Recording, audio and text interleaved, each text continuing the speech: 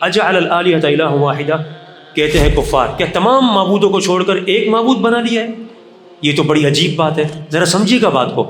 بھائی یہ روزی دیتا ہے، یہ اولاد دیتا ہے، یہ فلاں چیز دیتا ہے، یہ برائی بچاتا ہے، یہ یوں کرتا ہے، یہ فلاں کرتا ہے۔ آج پتہ ہے ہندوؤں کو بھی اس طرح بہت سارے معبود ہیں۔ مطلب یہ ہے کہ یہ جو معبود ہے وہ والا کام نہیں کر رہا، وہ معبود یہ والا کام نہیں کر رہا۔ اگر ان میں سے کوئی معبود بھی سچا ہوتا تو ہزاروں جھوٹے معبود کیوں بنائے جاتے؟ جس طرح آج لوگ کہتے ہیں کہ اللہ بھی دے رہا اور ٹھیک ہے نبی بھی دے رہے ہیں نعوذ باللہ، اور سیدنا علی بھی سب کچھ دے رہے ہیں، مشکل کشا ہیں، حاجت روا ہیں۔ اللہ تعالیٰ کو پکارا پہلے، پھر نبی کو پکارا یا رسول اللہ مدد، پھر کہا کہ یا علی مدد۔ ابھی تو آپ کہہ رہے تھے یا رسول اللہ مدد، نبی علیہ السلام ہر ایک کی مدد پہ قادر ہیں، وہ ہر ایک کو جانتے ہیں غیبی بات۔ پھر یا علی کیوں پکارا، یا حسین کیوں پکارا؟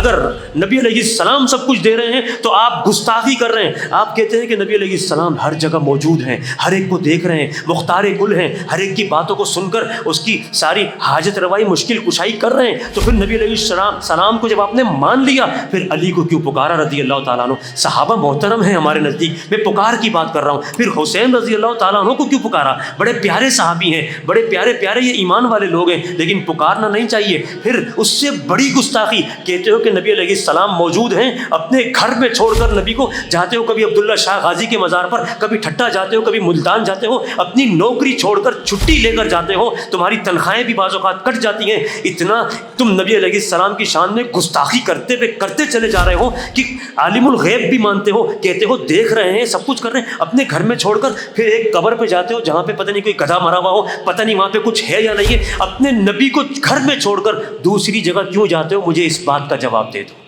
اگر نبی سب کچھ دے رہے ہیں تو دوسرے کو کیوں پکار رہے ہو؟ پھر کہتے ہو سب کچھ پکار کے آ گئے، ادھر عبداللہ شاہ غازی، ادھر ٹھٹے والے، ادھر ملتان والے، آخر میں آ کے کیا کرتے ہیں؟